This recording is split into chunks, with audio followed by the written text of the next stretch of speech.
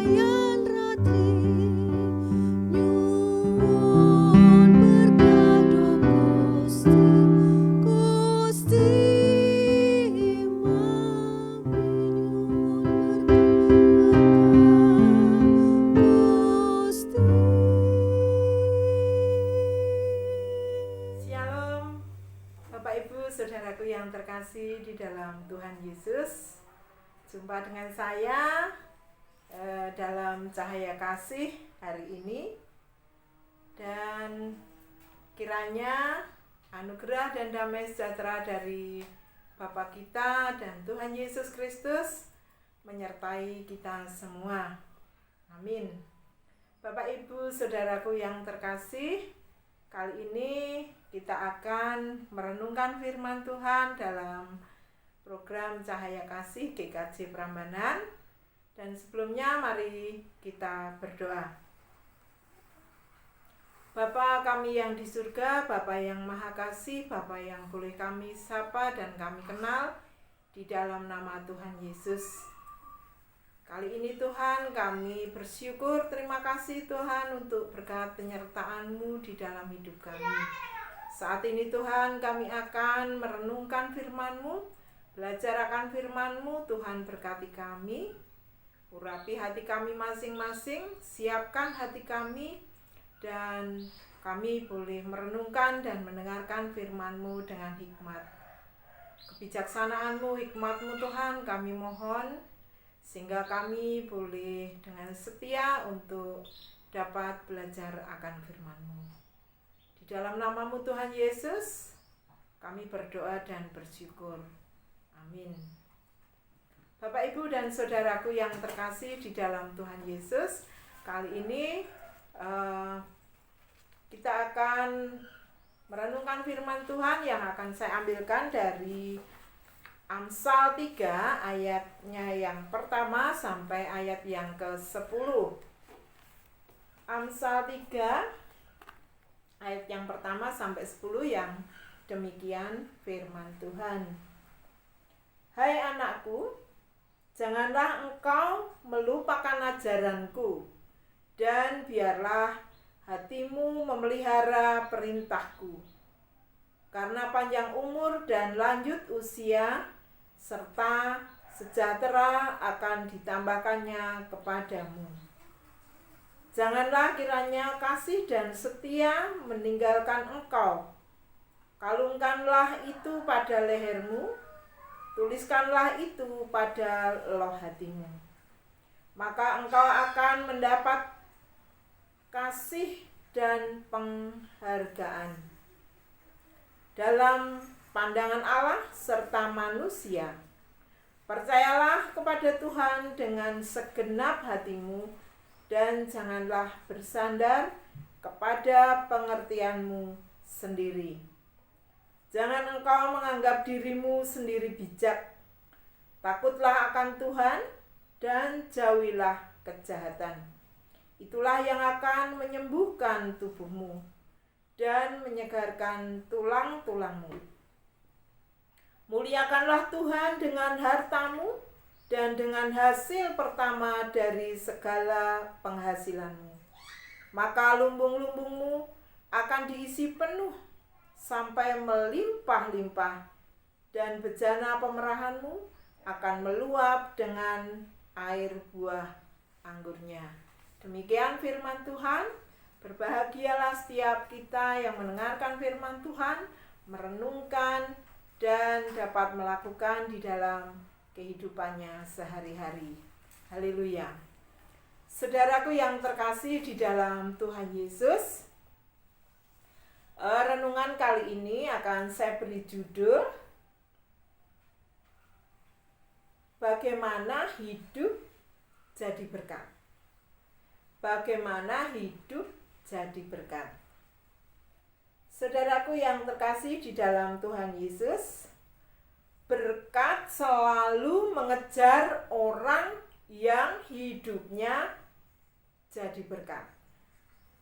Berkat selalu mengejar orang yang hidupnya jadi berkat. Fokus kita, hidup ini harusnya bukan bagaimana kita mengejar berkat, tetapi bagaimana hidup kita bisa jadi berkat. Orang yang hidupnya berguna pasti dicari banyak orang. Tahukah saudaraku, berkat adalah hanya terjadi dari sebuah akibat dari apa yang kita kerjakan dalam hidup kita. Kalau kita ingin mendapatkan berkat, jadilah orang yang rajin, tidak malas. Seperti kata firman Tuhan di dalam Amsal 12 ayat yang ke-27, orang yang malas tidak akan menangkap buruannya, tetapi orang yang rajin akan memperoleh harta yang berharga. Banyak orang pandai, banyak orang hebat, tetapi mereka lupa untuk hidup jadi berkat. Itu bukan hanya soal kemampuan saja, tetapi hidup kita ditunjang dengan karakter kita yang juga hebat. Kita bisa menjaga hati, kita tetap rendah hati, tidak sombong, tetap rendah hati. Sehebat apapun kemampuan kita, kalau kita ingin diberkati dalam usaha, doa saja kita tidak cukup. Tetapi kita perlu hidup dalam kebenaran, jujur, dan dapat dipercaya orang. Tahukah kita, saudaraku, karya kita akan berbicara atau akan bercerita, promosi dari buah bibir kita akan dikenal banyak orang. Jangan hanya ingin menuai keuntungan banyak, tetapi kita tidak menjaga kepercayaan orang. Kalau kita ingin membuka usaha atau usaha apapun, kita harus jaga kualitas. Kita memilih bahan-bahan yang terbaik, bahan-bahan pilihan. Jadi tidak sembarangan kalau kita mau membuka usaha. Jadi kita bisa dipercaya orang. Jadi walaupun orang jauh, mereka belum kenal kita, tetapi dari buah bibir kita itu, promosi kita, mungkin hanya satu orang yang kenal, dan mungkin orang itu dia akan mempromosikan kembali kepada orang lain. Jadi dari buah bibir itu bisa kemana-mana. Mungkin contohnya ya, ada mungkin contoh saya saja, saya juga produksi kecil-kecilan, bikin minuman herbal ya. Itu jadi dengan mereka yang pernah merasakan, dia akan getok tular atau buah bibirnya dia akan mempromosikan. Jadi kalau kita mempertahankan produk yang kita buat dengan kualitas yang baik, maka orang akan kenal dan akan dicari orang.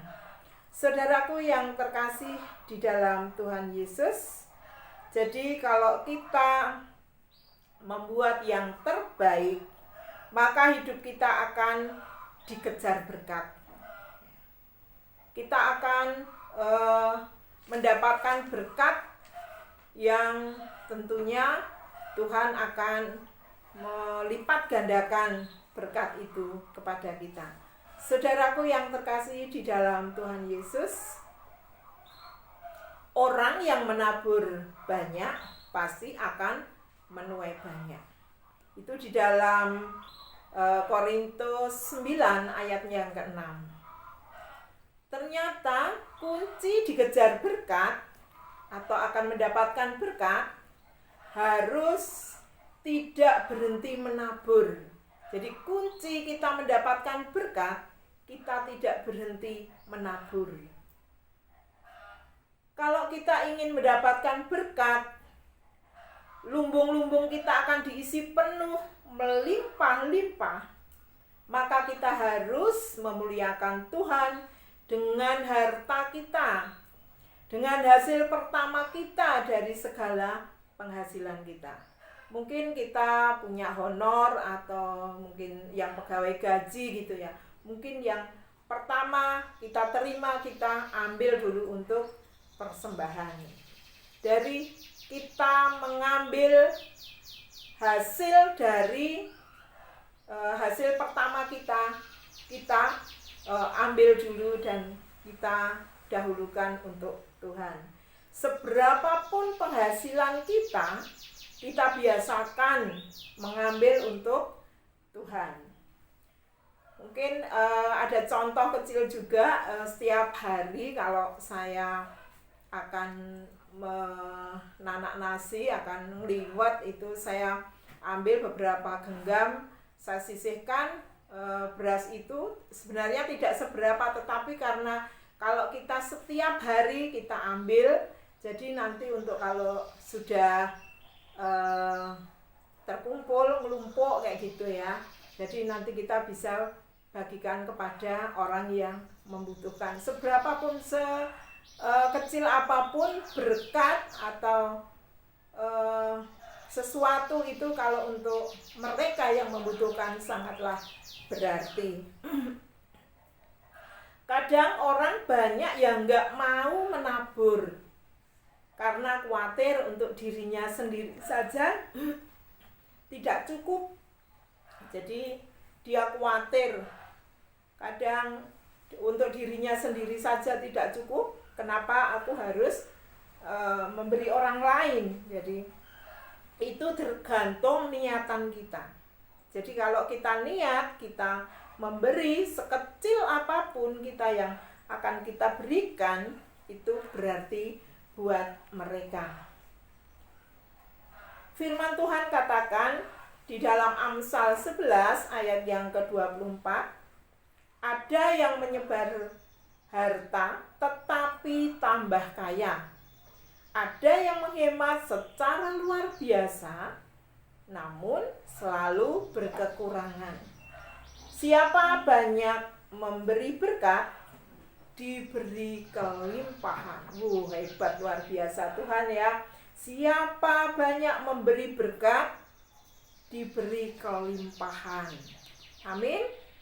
Ya, pasti itu. Saudaraku yang terkasih di dalam Tuhan Yesus, seberapa keuangan kita, kalau kita pandai-pandai mengelola keuangan kita, pasti akan dicukupkan.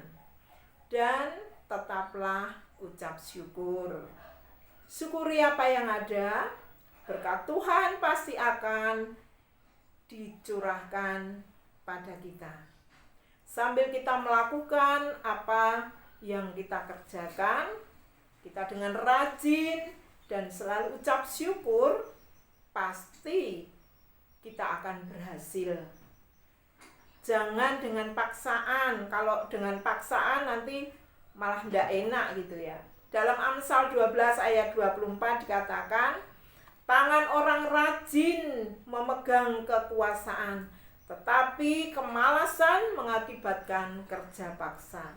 Jadi kalau orang yang malas, ya kalau suruh kerja pasti merasa terpaksa, ya. Di dalam Amsal 12 ayat 27 juga dikatakan, orang yang malas tidak akan menangkap buruannya, tetapi orang yang rajin akan memperoleh harta yang berharga. Itu artinya segala sesuatu itu kita harus bekerja, berusaha supaya mendapatkan berkat.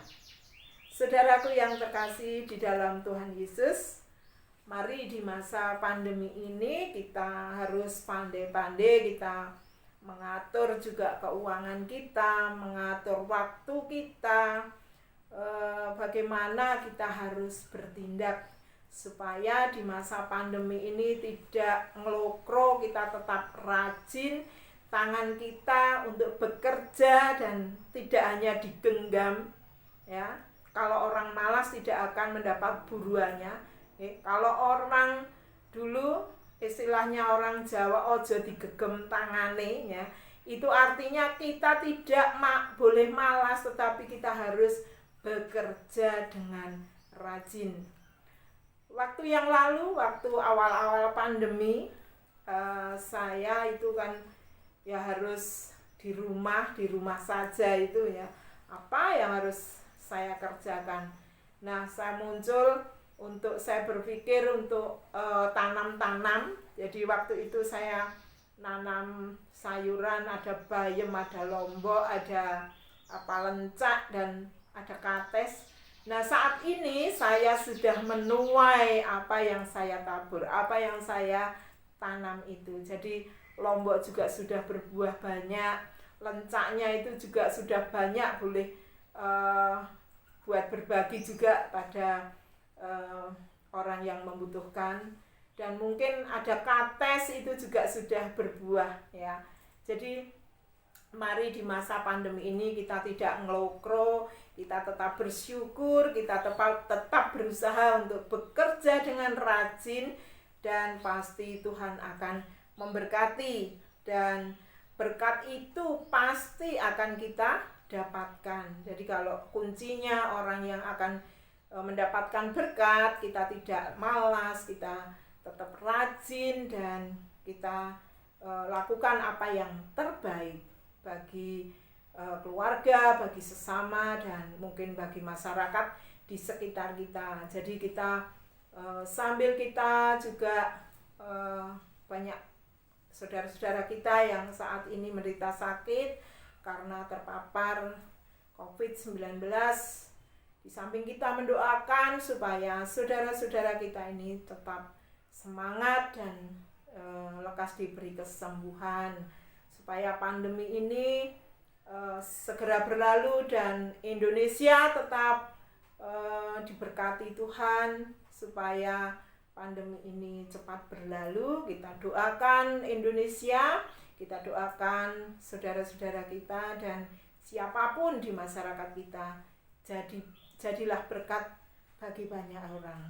Saudaraku yang terkasih di dalam Tuhan Yesus, demikian renungan saya kali ini. Terima kasih, kiranya menjadi berkat bagi Bapak, Ibu, dan saudara dan saya. Tuhan Yesus memberkati. Terima kasih. Mari Bapak, Ibu, dan saudaraku yang terkasih, kita satu dalam doa. Tuhan, Bapa kami yang di surga, dikuduskanlah nama-Mu, datanglah kerajaan-Mu, jadilah kehendak-Mu. Terima kasih Tuhan untuk firman-Mu hari ini, kiranya boleh menguatkan iman percaya kami. Terima kasih Tuhan untuk berkat-Mu, renungan kali ini, biarlah menggugah hati kami untuk kami boleh menjadi berkat bagi banyak orang. Mampukan kami Tuhan untuk melakukan apa yang Tuhan kehendaki, melakukan yang terbaik, dan kami boleh selalu rendah hati dan tidak sombong. Kami tetap bersyukur dan tetap akan setia kepadamu. Banyak kekurangan dan dosa salah kami ya Tuhan, kiranya Engkau mengampuni. Berkati bagi saudara-saudara kami yang sakit, Tuhan, kiranya Engkau menjamah, Engkau sembuhkanlah ya Tuhan.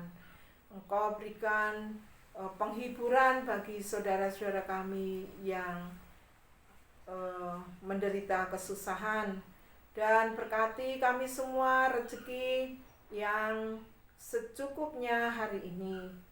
Hanya di dalam nama-Mu Tuhan Yesus kami berdoa dan bersyukur. Amin.